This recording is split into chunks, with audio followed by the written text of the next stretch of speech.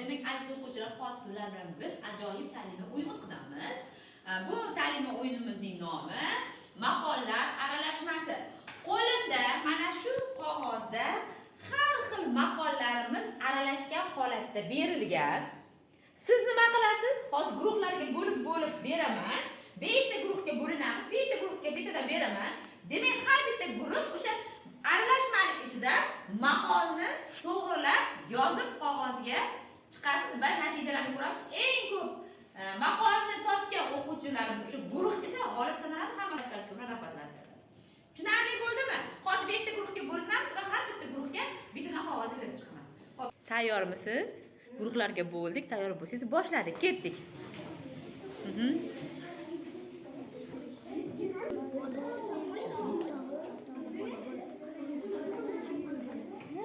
Sanamay 8 dema. Sanamay 8.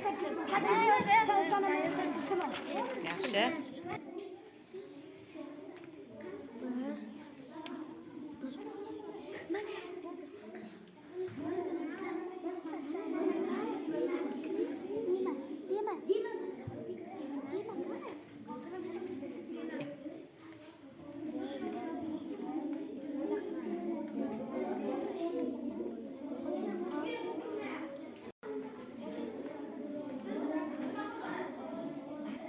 Bo'ldi, tugadi vaqtimiz.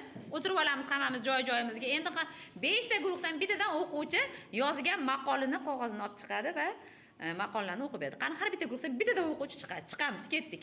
Bittadan o'quvchi chiqsin. Chiqing. Yaxshi.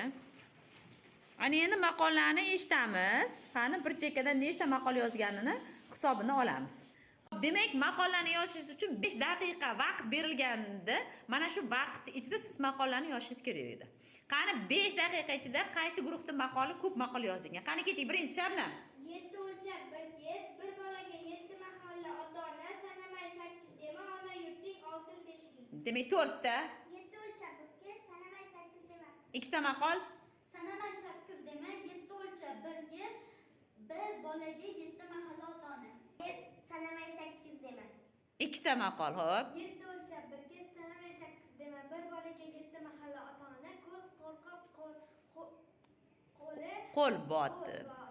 Yaxshi otga bir qamchi, yomon otga ming qamchi. 5 ta maqol, to'g'rimi? Sizlarniki. Demak, eng ko'p maqollarni yozgan guruhimiz Dilzodaning guruhi bo'ldi. Dilzodaning guruhi o'rnimizdan turamiz. Qani o'quvchilar, qarsak chalib qo'yamiz bu guruhga.